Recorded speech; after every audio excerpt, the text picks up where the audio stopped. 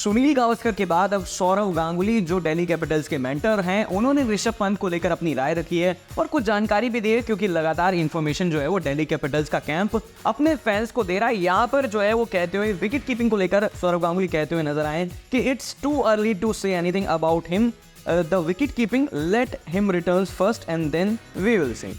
कहीं ना कहीं जो दूसरा ही मैच होने वाला है दिल्ली कैपिटल्स का, वो दूसरा ही मैच है, तो फैंस जो है ईगरली वेट कर रहे हैं। हर कोई सिर्फ ऋषभ पंत की बात यहाँ पे करता हुआ नजर आ रहा है। सौरव गांगुली का कहना है, आई मैट हिम, यहाँ पे ऋषभ को लेके वो बात कर रहे हैं, in Bangalore recently for the inaugural game in WPL, he was there, he is getting ready and hopefully will play in IPL 2024.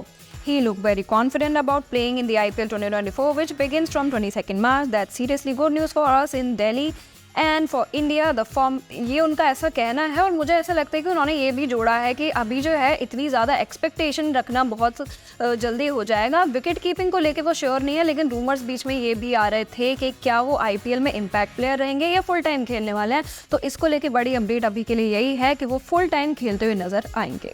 बिल्कुल, और जहाँ तक सौरव गांगुली की बात है तो बहुत सारी बातें जो है वो कहते हुए नजर आए। उन्होंने कहा है कि जहाँ तक ऋषभ पंत की बात है, जब उनसे बातचीत की तो उन्होंने कहा कि वो पूरी तरह से कॉन्फिडेंट है, न सिर्फ IPL खेलने के लिए बल्कि टीम इंडिया में भी खेलने के लिए। हालांकि T20 वर्ल्ड कप का हिस्सा होंगे या फिर नहीं होंगे, ये फिलहाल जो है वो डिबेट का मुद्दा है। यहाँ पर अगर हम आंकड़ों पर नजर डालते हैं तो उन्होंने दिल्ली कैपिटल्स के साथ 2016 में ज्वाइन किया था, जहां पर उनका स्कोर जो रहा है रन्स की अगर हम बात करें तो 2838 रन्स है 98 मैचेस में, एवरेज है 34.61, स्ट्राइक रेट है 147 और सेंचुरीज जो रही है वो कितनी रही है वो आपको स्क्रीन पे दिख रहा होगा, और 50s जो है वो 15 50s उनके नाम है। बिल्कुल, अगर उर्विका ने उनके स्टैट बता दिए हैं तो एक काम करते हैं, उनके जो कैप्टनसी है वो भी देख लेते हैं। तो आप स्क्रीन पर ये भी देख पा रहे हैं कि ऋषभ पंत ने बतौर कप्तान जो है वो परफॉर्मेंस किस तरह का दिया है। अब थोड़ा सा फ्लैशबैक में चलते हैं, कुछ दिन पहले की बात कर लेते हैं। सुनील गावस्कर ने जो है वो ऋषभ पंत को लेकर ये कहा था कि अभी बहुत ज़्यादा रश मत करिए, उनको खेलने दीजिए और मैदान में उतरेंगे, 2-4 मैच खेलेंगे तो पता चल जाएगा। तो ये फिलहाल जो है वो ऋषभ पंत को लेकर खबरें आ रही है।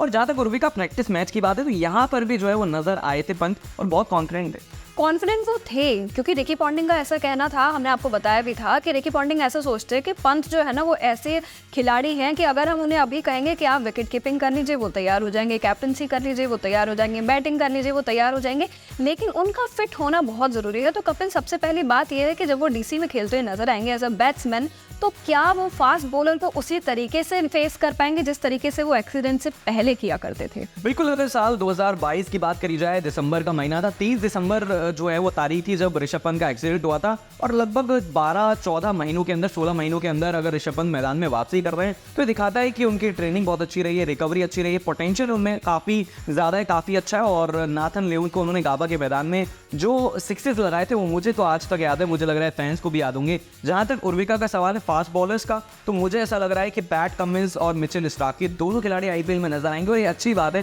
कि पंत की प्रैक्टिस अच्छी हो जाएगी। और यहाँ पर जो आपने एक्सीडेंट का जिक्र किया, तो एक और बहुत ज़्यादा इंपॉर्टेंट फैक्टर जो सामने आता है वो ये हो जाता है कि जो मेंटली स्टेबिलिटी चाहिए होती है वो कहीं ना कहीं इंसान लूज कर देता है। जब इतना बड़ा एक्सीडेंट होगा उसके बाद पहली बार मैदान में उतरेगा तो ज़रूरी नहीं है कि वो मेंटली भी उतना ही फिट हो जितना वो पहले हुआ करता था। तो इसका असर क्या होने वाला है वो हमें उनकी बैटिंग में देखने को मिलेगा। और जहाँ तक उर्विका सोशल मीडिया की बात है तो ये एक ऐसा प्लेटफॉर्म है जहाँ पर जो फैंस हैं वो अपने फेवरेट क्रिकेटर से लगातार जो है वो जुड़े रहते हैं, और हर दूसरा तीसरा दिन ऐसा होता है जब कोई ना कोई वीडियो जो है वो पंत डालते हुए नजर आते हैं, जिनसे उनके फैंस को ये पता चल जाता है कि देखिए वो विकेट कीपिंग कर रहे हैं, अगर वो बैटिंग कर रहे हैं तो उनकी बैटिंग किस तरह की है, उनका स्टांस किस तरह का है। तो आपको क्या लग रहा है डेविड वार्नर को लेकर जिस तरीके से खबरें आ रही थी कि वो इंजर्ड है और उनका खेलना ऐसा नहीं है कि डाउटफुल है, बट क्या डेविड वार्नर अगर अपनी पूरी रिदम में खेलते हैं तो वार्नर और पंत मतलब मजा आने वाला है। ये तो डेडली डुओ है कपिल। और यहाँ पर आपने जो फैंस की बात करी है तो ऋषभ पंत ने खुद भी ये चीज़ अभी हाल ही में कही थी कि मैं मैचेस खेलने के लिए उतना ही उत्सुक हूँ जितना उत्सुक मैं अपने दोस्त अपने फ़ैन से मिलने के लिए हूँ। कहीं ना कहीं फैंस भी, उनके फ़ैन फॉलोइंग इतनी ज़्यादा है, मैं जब भी इंस्टाग्राम स्क्रॉल कर रही होती हूँ मुझे ऋषभ पंत से रिलेटेड हज़ारों रील्स दिख जाती हैं जहाँ पे फैंस जो है ईगरली वेट कर रहे हैं कि ऋषभ पंत जल्दी से कम बैक करें, अच्छा खेलें, अच्छे खेलते हुए नजर आए, फिट नजर आए।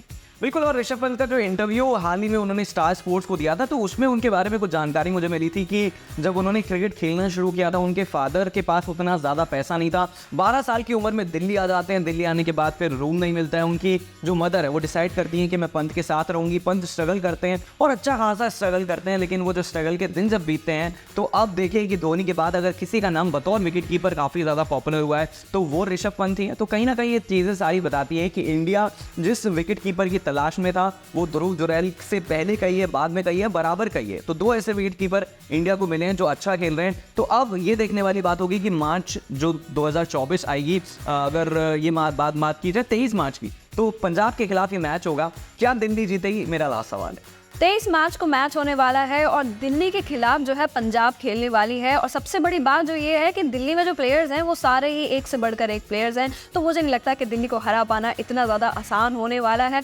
आपको क्या लगता है? आप अपने थॉट्स हमारे साथ शेयर कर सकते हैं कमेंट्स में।